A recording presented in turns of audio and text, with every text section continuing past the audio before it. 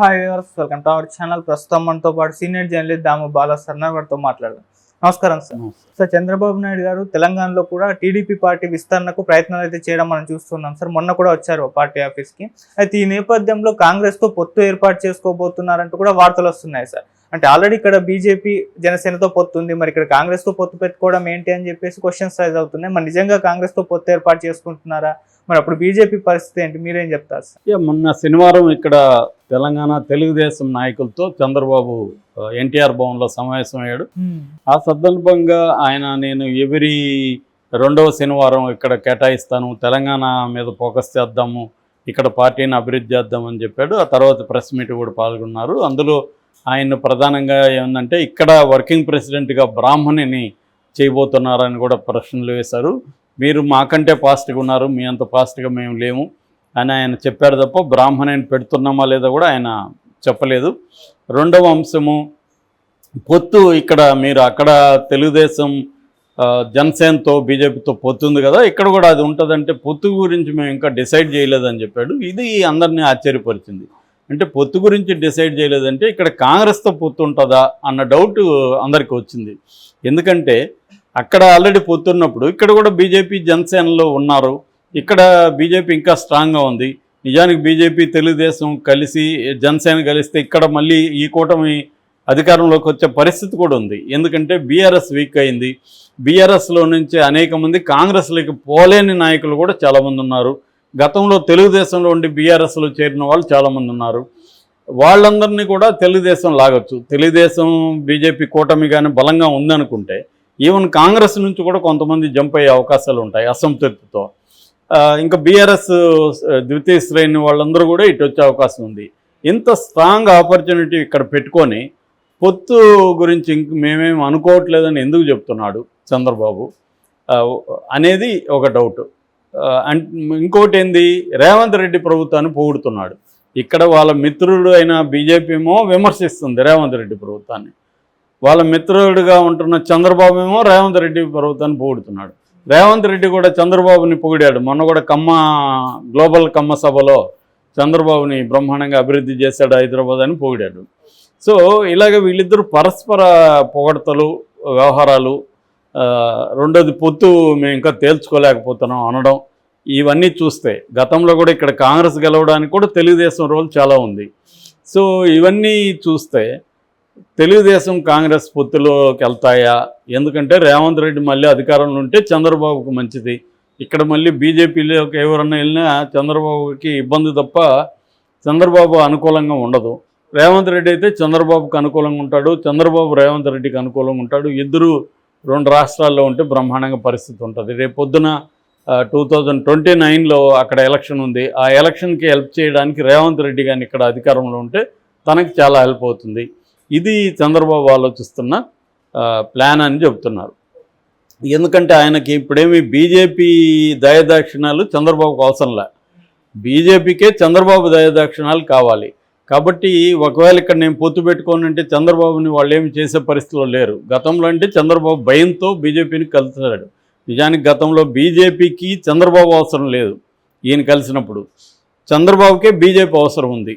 అది కూడా ఏమవసరం, తన వ్యక్తిగతంగా తనకి కేసులు పెడతారు, జైళ్ళల్లో పెడతారు, ఎందుకు వచ్చింది బీజేపీతో అని ఆయన పెట్టుకున్నాడు. రెండో కారణం, అక్కడ జగన్ని డీల్ చేయాలంటే బీజేపీతో పొత్తు పెట్టుకోకపోతే జగన్ ఈ ఎలక్షనీరింగ్లో ఎలక్షన్ పోల్ మేనేజ్మెంట్లో వ్యవస్థలు అంతా జగన్ వైపు ఉంటాయి, దాన్ని మనం ఎదుర్కోలేమని ఈ రెండు కారణాలతో చంద్రబాబు బీజేపీతో పొత్తు పెట్టుకున్నాడు. సో ఇప్పుడు ఆయన ఆలోచిస్తుండేది ఏంటి, ఇక్కడ తెలంగాణలో కాంగ్రెస్తో పొత్తులో ఉంటే మళ్ళీ కాంగ్రెస్ అధికారంలోకి వస్తే మనకి కాంగ్రెస్ తెలుగుదేశం జాయింట్గా ఇక్కడ పొత్తు పెట్టుకోవచ్చు, ఆయా రాష్ట్ర ప్రయోజనాలను పెట్టి మేము పెట్టుకుంటున్నామని చెప్పొచ్చు. ఆయనకి ఏంటంటే నేషనల్ ఇంట్రెస్ట్, నేషనల్ పార్టీ ఏం లేదు. ఆయన ఎన్డీఏ కూటమిలో ఉన్నప్పటికి కూడా ప్రత్యేక పరిస్థితుల్లో మేము పెట్టుకున్నామని చెప్పొచ్చు. ఇప్పుడు ఎన్డీఏ కూటమిలో ఉంటున్న పవన్ కళ్యాణ్ ఎన్డీఏ కూటమిలో లేని తెలుగుదేశంతో పొత్తు పెట్టుకోలేదా? అదేవిధంగా చంద్రబాబు కూడా ఎన్డీఏ కూటమిలో లేని కాంగ్రెస్తో పొత్తు పెట్టుకోవచ్చు కదా. రేపొద్దున జరగదని ఏం లేదు. రాజకీయాల్లో ఇవాళ నువ్వు ఏ లాజిక్ని ఎవడు ఫాలో కాడు, ఎవడికి ఏది ప్రయోజనమో అదే ఫాలో అవుతాడు తప్ప లాజిక్ లేదు, సిద్ధాంతం లేదు, ఇంకోటి ఏది లేదు. కాబట్టి క్లియర్గా చంద్రబాబు తన ప్రయోజనాలకు అనుగుణంగా ఉంటాడు. ఇదొకటి. రెండవది, జగన్ని కాంగ్రెస్ వైపు పంపించకుండా ఉండాలంటే కూడా కాంగ్రెస్తో ఇక్కడ గెలిస్తే రేపొద్దున జగన్ కూటమిలోకి వెళ్ళడానికి కాంగ్రెస్ మోకాలు అడ్డుపడవచ్చు. అది కూడా చంద్రబాబు స్ట్రాటజీ ఉండొచ్చు. ఎందుకంటే జగన్ ఇప్పుడు కూటమిలోకి వెళ్ళాలనే ప్లాన్లో ఉన్నాడు. దాన్ని అడ్డుకోవాలంటే మీకు నేను ఇక్కడ అండగా ఉంటాను, మళ్ళీ వస్తుంది. ఒక కండిషను, జగన్ను మీరు చేర్చుకోకండి. ఇప్పుడు జగన్ అవసరం కాంగ్రెస్కి ఏముంటుంది? అక్కడేమీ అవసరం లేదు. అక్కడికి ఇప్పటికిప్పుడు జగన్తో పొత్తు పెట్టుకొని వాళ్ళు అధికారంలోకి వచ్చే పరిస్థితి ఆంధ్రాలో లేదు. ఇంకా నేషనల్ లెవెల్లో జగన్తో అవసరం ఏమి లేదు. కాబట్టి కాంగ్రెస్ ఏం ఆలోచిస్తుంది? తెలంగాణలో మళ్ళీ మన అధికారం ఉంటే మనకు ఉండేదే 3 రాష్ట్రాలు. ఈ 3 రాష్ట్రాలు నిలబెట్టుకోవాలంటే తెలంగాణలో రేవంత్ రెడ్డి చంద్రబాబు కలిస్తే రేపొద్దున మళ్ళీ అధికారంలోకి వచ్చే అవకాశం ఉంది. అప్పుడు ఏం చేస్తాడు చంద్రబాబు? ఇటు బీజేపీలో ఎవరైనా ఉంటే వాళ్ళని కూడా లాగొచ్చు, బీఆర్ఎస్లో ఉండే వాళ్ళని కూడా సగం అటు ఇటు పంచుకోవచ్చు. పెద్ద స్థాయి లీడర్ కాంగ్రెస్కి వెళ్తారు, కింది వాళ్ళంతా తెలుగుదేశంలోకి వస్తారు. ఇదే పద్ధతి ఇప్పుడు ఆంధ్రప్రదేశ్లో కూడా జనసేన తెలుగుదేశం ఇదే ప్లాన్లో అక్కడ అమలు చేస్తున్నారు. పెద్ద స్థాయి వైసీపీ వాళ్ళంతా తెలుగుదేశంలోకి వస్తున్నారు, కింది స్థాయి వాళ్ళంతా జనసేనలోకి చేరాలనేది అక్కడ యాక్షన్ ప్లాన్. అదే యాక్షన్ ప్లాన్ తెలంగాణలో కూడా అమలు చేస్తే అప్పుడు కాంగ్రెస్కి హెల్ప్ అవుతుంది, కాంగ్రెస్ జగన్ని రానివ్వదు, చంద్రబాబుకి ఇక్కడ హెల్ప్ అవుతుంది, బీజేపీ కూడా భయంతో ఉంటుంది. ఇది చంద్రబాబు గేమ్ ప్లాన్ అని చెప్తున్నారు. ఇది నిజమా కాదో మనకు తెలియదు, కానీ ఈ గేమ్ ప్లాన్ అయితే మాత్రం పర్ఫెక్ట్గా ఉంది చంద్రబాబుది. ఎందుకంటే బీజేపీకి భయపడాల్సిన అవసరం లేదు, బీజేపీనే చంద్రబాబు అవసరం ఉంది కాబట్టి బీజేపీ వాళ్ళే భయంతో ఉండాలి. కాబట్టి చంద్రబాబు నేను నా అవసరాల రీత్యా, లేకపోతే ఆయన చెప్పే భాషలో రాష్ట్ర అవసరాల రీత్యా ఆంధ్రప్రదేశ్లో మీతో ఉన్నాను, తెలంగాణ రాష్ట్ర అవసరాల రీత్యా నేను కాంగ్రెస్లో ఉంటాను అని రేపు పొద్దున్న చెప్పచ్చు. సో అందుకని ముందు ఆయన ప్లాన్ ఏంటంటే ఇప్పటికిప్పుడు తెలుగుదేశంలో చేరతామనుకున్నా కూడా ఆయన లేదు కాంగ్రెస్లోకి వెళ్ళండి అని చెప్తున్నట్టుగా కూడా చెప్తున్నారు. కొంతమంది ఎమ్మెల్యేల మధ్య బీఆర్ఎస్ ఎమ్మెల్యేలు కలిసినా కూడా మీరు కాంగ్రెస్లోకి వెళ్ళండి అని ఆయన చెప్పినట్టుగా తెలుస్తుంది.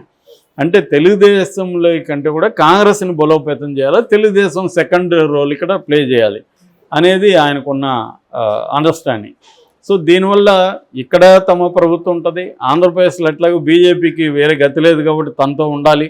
ఎందుకంటే నేషనల్ లెవెల్లో రేపు చంద్రబాబు అవసరం బీజేపీకి ఉంది కాబట్టి ఖచ్చితంగా ఆంధ్రప్రదేశ్లో బీజేపీ వేరే గత్యంతరం లేదు, తనతో ఉండాలి.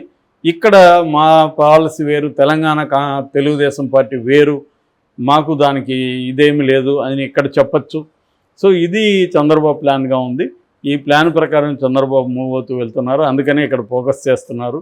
సో ఇది ఒక దెబ్బకి 2 పెట్టలు అన్నట్టుగా ఇక్కడ కాంగ్రెస్ ప్రభుత్వాన్ని తీసుకురావడం, కాంగ్రెస్ తెలుగుదేశం ప్రభుత్వాన్ని జగన్ని అడ్డుకోవడం, ఇది ఒక పద్మోహంలాగా అల్లుకుంటూ వెళ్తున్నాడు.